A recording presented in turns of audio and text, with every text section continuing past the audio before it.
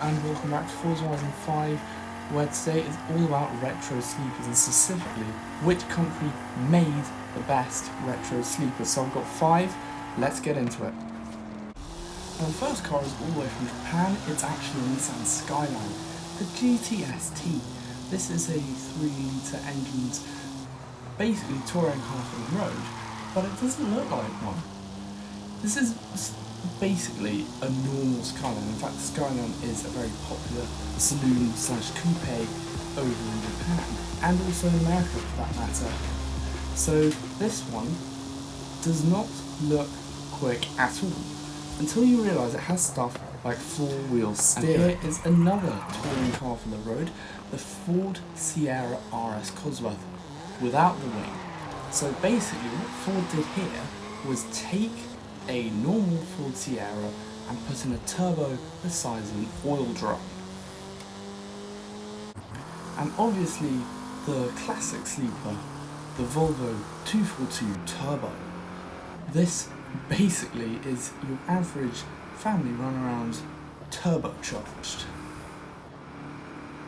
Here's the new Forza Horizon 5 Alfa Romeo 155, containing the turbocharged Fiat twin-cam engine that takes this normal Italian runaround all the way to nearly 200 horsepower. And finally we have the German contribution, the Volkswagen Corrado VR6, the beautiful and pretty wacky looking 90s coupe, just with a little something extra under the hood. First test is very simple. It's a circuit.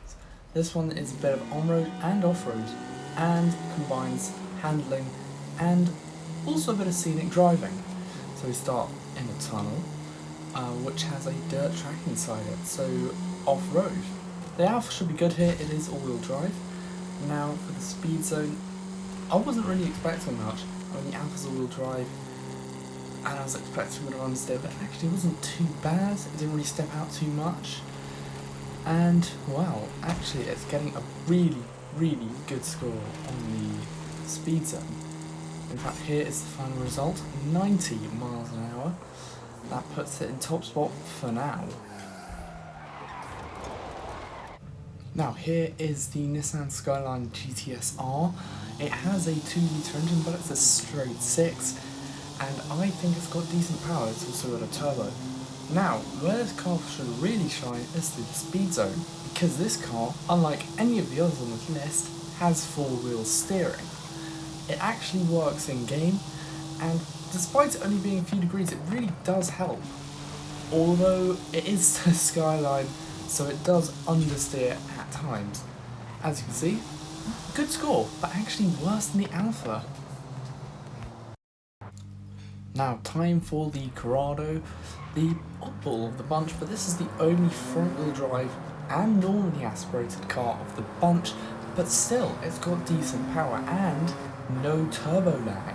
That is a good thing, and that should probably help it a bit. And it's had a very smooth launch, but it is front-wheel drive.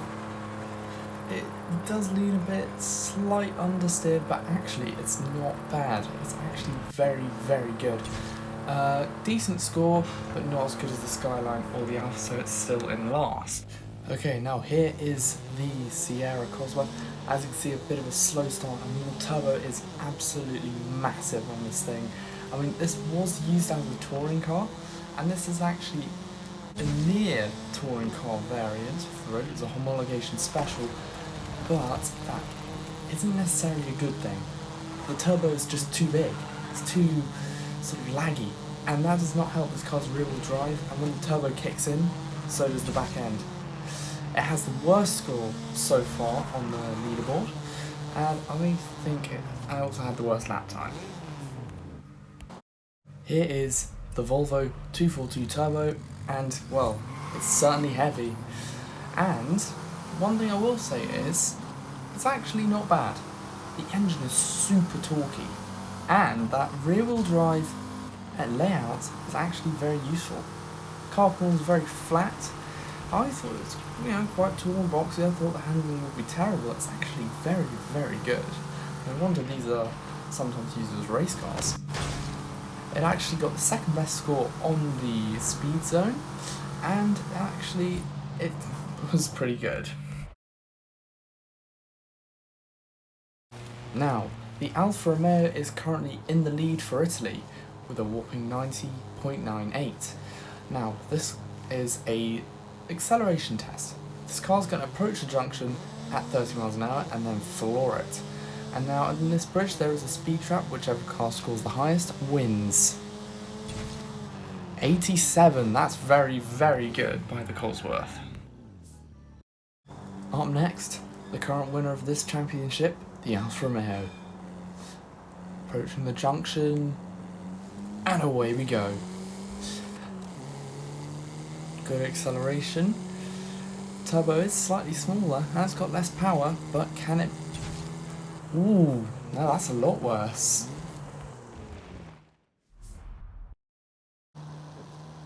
Okay, here comes the skyline, approaching the junction. And away we go. Should accelerate just like its touring car brother, the RS Cosworth. But can it match the score? 82. That's better than the Alfa, but worse than the Ford. Now it's Volvo time. Away we go. Approaching the junction. And floor it. The torque from the engine is absolutely incredible. These engines are also very bulletproof and can survive freezing temperatures. 82, that's fantastic. And last we have the quirky one, the Volkswagen Corrado. Away we go, naturally aspirated power, no turbo interference whatsoever. Good acceleration though, but can it beat any of the others? Promising. Oh, failure.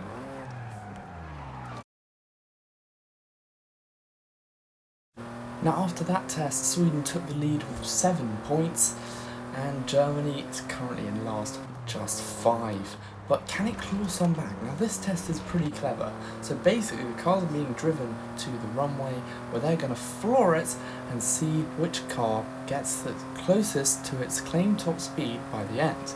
Volkswagen, 120. Okay, now can the Swedish heavyweight make it onto the podium? Currently in the lead with 7 points, can it achieve its highest speed? It's probably the fastest we've ever seen a Brit go without having to be thrown through a window. 115, 16, 17, 170. Here comes the Alfa, a dominant force in touring car racing, but can it be a dominant force in this test?